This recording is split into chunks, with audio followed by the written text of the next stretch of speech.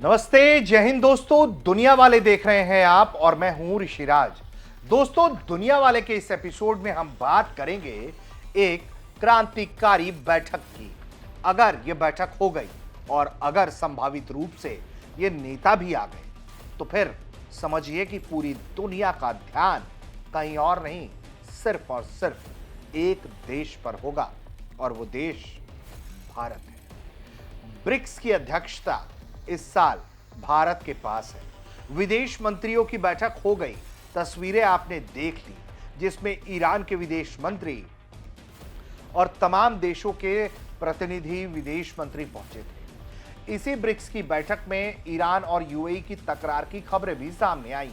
लेकिन इससे भी बड़ी खबर यह है कि ब्रिक्स के राष्ट्रीय अध्यक्षों की बैठक होने वाली है और इस बैठक में जानते हैं किसके आने की संभावना है। चीन के राष्ट्रपति शी जिनपिंग की, जो आम तौर पर इस तरह की बैठकों में हिस्सा लेने से बचते रहे हैं, वो संभवतः भारत दौरे पर आएंगे।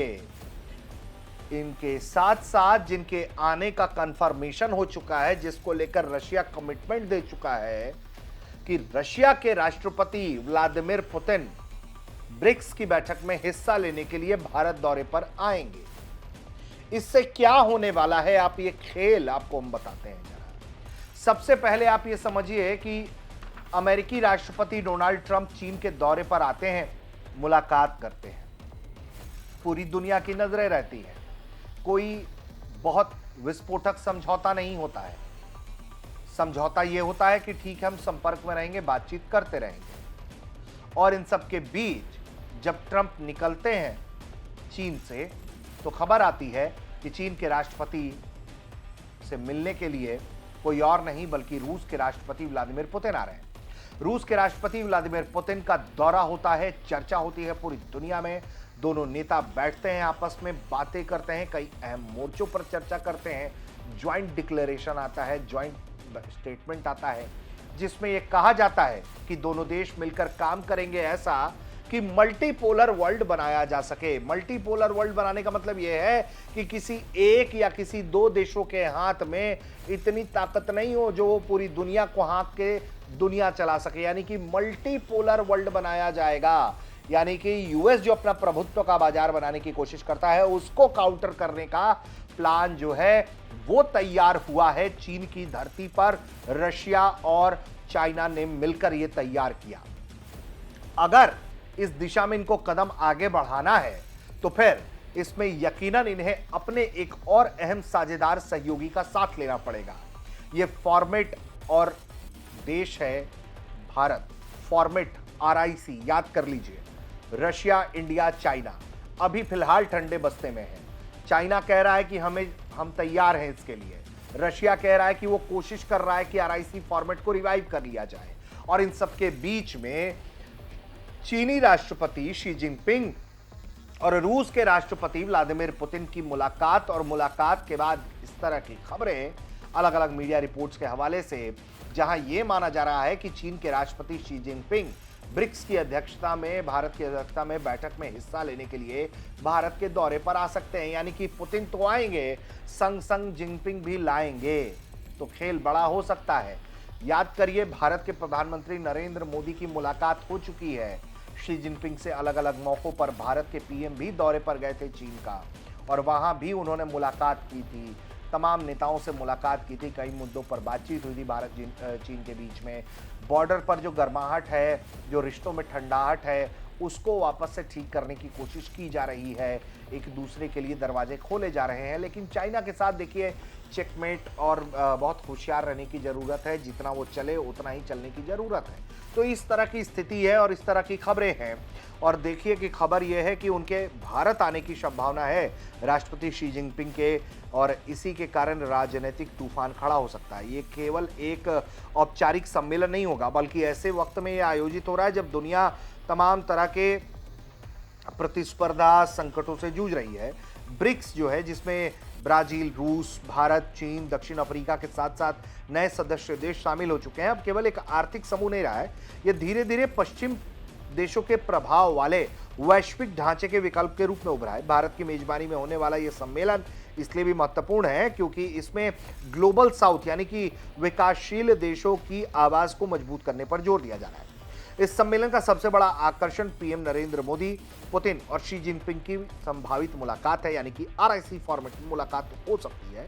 बीते कुछ वर्षों में भारत और चीन के संबंध, जैसा कि हमने बताया, कि लगातार तनावपूर्ण रहे हैं। वहीं रूस पारंपरिक रूप से भारत का करीबी सहयोगी बना हुआ है।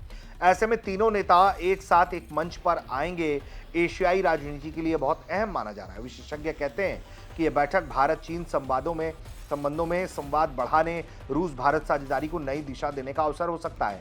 यह भी हो सकता है कि भारत, रूस, चीन मिलकर कोई ऐसा प्रोजेक्ट खड़ा कर दें जिसके जरिए पूरी दुनिया जो है वो इस तरफ झुक जाए और वो चेकमेट किया जा सके कम से कम अमेरिका को। रूस के लिए इस तरह के सम्मेलन बहुत खास महत्व वाले हैं क्योंकि यूक्रेन युद्ध के बाद पश्चिमी देशों ने उस पर कड़े प्रतिबंध लगाए हैं। ऐसे वक्त में ब्रिक्स मंच पर रूस का ये संदेश देने का अवसर होता है कि वो अंतर्राष्ट्रीय स्तर पर अलग थलग नहीं पड़ा है। अभी भी दुनिया के कई ताकतवर देश उसके साथ हैं। पुतिन की भारत यात्रा इसी रणनीति का हिस्सा मानी जाती है। रूस लगातार एशियाई देशों, खासकर भारत और चीन के साथ अपने आर्थिक ऊर्जा संबंधों को मजबूत करने की कोशिश कर रहा है। दूसरी ओर चीन भी ब्रिक्स को अपनी वैश्विक रणनीति का महत्वपूर्ण हिस्सा मानता है। अमेरिका के साथ बढ़ती प्रतिस्पर्धा के बीच बीजिंग विकासशील देशों के साथ अपना प्रभाव बढ़ाना चाहता है। भारत में शी जिनपिंग की मौजूदगी ये संकेत दे सकती है कि चीन दक्षिण एशिया और वैश्विक दक्षिण में अपनी भूमिका को और मजबूत करना चाहता है। हालांकि भारत और चीन के बीच कई मुद्दों पर मतभेद हैं, लेकिन ब्रिक्स जैसे मंचों पर दोनों देशों का सहयोग, संवाद जो है वो तमाम तरह के अवसर प्रदान करता है। भारत के लिए ये सम्मेलन एक बड़ी कूटनीतिक उपलब्धि हो सकती है, जहां लंबे समय से मल्टी अलाइनमेंट की नीति अपनाते हुए अमेरिका, रूस, पश्चिम देशों के साथ संतुलित संबंध भारत बनाए रखने की कोशिश कर रहा है। ऐसे में ब्रिक्स सम्मेलन में भारत को यह दिखाने का मौका मिल जाएगा कि केवल वो क्षेत्रीय शक्ति नहीं है, बल्कि वैश्विक स्तर पर एक महत्वपूर्ण नेतृत्वकारी जो है वो भूमिका अदा करने की ताकत रखता है। और ऐसे में अमेरिका को ये बता सकता है कि देखो बॉस, तुम ये जो पाकिस्तान के साथ कर रहे हो ना, तेजई, पाकिस्तान को जो बड़ा आप वेटेज दे रहे हैं अपने फायदे के लिए, इंडिया को जो आप हल्के में लेने की कोशिश कर रहे हैं, तो उसको भी चेकमेट कर सकता है रशिया, चाइना को अपने साथ खड़ा करके। इसके अलावा आर्थिक दृष्टिकोण से भी देखिए बहुत महत्वपूर्ण हो जाता है। ब्रिक्स देशों के बीच व्यापार, डिजिटल भुगतान प्रणाली, स्थानीय मुद्राओं में लेन देन, ऊर्जा सहयोग जैसे मुद्दों पर चर्चा होने की संभावना लगातार बनी रहती है। पश्चिमी डॉलर आधारित वित्तीय व्यवस्था की विकल्प खोजने की दिशा में ब्रिक्स तेजी से आगे बढ़ रहा है। इसी का थ्रेट अमेरिका को भी है कि डी डॉलराइजेशन ना हो जाए, और यही खतरा जो है इसकी बार बार धमकी भी ट्रंप देते रहे। भारत इस प्रक्रिया में अपनी आर्थिक ताकत और तकनीकी क्षमता को वैश्विक मंच पर प्रस्तुत कर सकता है कि कैसे आपस में एक पेमेंट सिस्टम बनाया जा सके जिसमें हम ये कह सकें कि देखो, डॉलर के खिलाफ नहीं है, ब्रिक्स अपनी कोई करेंसी नहीं लाएगा, लेकिन हम अपनी ही करेंसी में कारोबार करें। कोई इंटरलिंकिंग पेमेंट सिस्टम भी इस तरह का तैयार हो जाए। कुल मिलाकर सितंबर 2026 में ये जो ऐतिहासिक बैठक होने वाली है ब्रिक्स की, उस पर बहुत बड़ा दारोमदार है कि अगर भारत इसे सफलतापूर्वक आयोजित कर लेता है, तमाम वैश्विक नेताओं को अपने मंच पर इकट्ठा कर लेता है, तो फिर आप समझिए कि एक बड़ा मैसेजिंग होगा पूरी दुनिया के लिए कि भारत किस तरह से अपना अप्रोच, किस तरह से अपना मैनेजमेंट दुरुस्त रखे हुए है कि एक तरफ वो अमेरिका को मैनेज कर ले जा रहा है, तो दूसरी तरफ रशिया, चाइना जैसे देशों को भी मैनेज कर ले जा रहा है। तो कुल मिलाकर एक वैश्विक रणनीति में भारत की भूमिका मजबूत होती हुई दिखेगी, और ऐसे में ब्रिक्स की यह बैठक बहुत अहम हो जाती है। पुतिन के आने की जानकारी कंफर्म्ड है, शी जिनपिंग के आने की भी अटकलें तेज हैं। अगर ये दोनों पहुंच गए तो फिर समझिए कि भारत के पास एक बड़ा दाव होगा, या यूं कहिए कि वाकई में भारत के हाथ में ट्रंप कार्ड होगा। आप देख रहे थे दुनिया वाले। आप क्या सोचते हैं इस खबर पर? कमेंट करके बताइए। देखते रहिए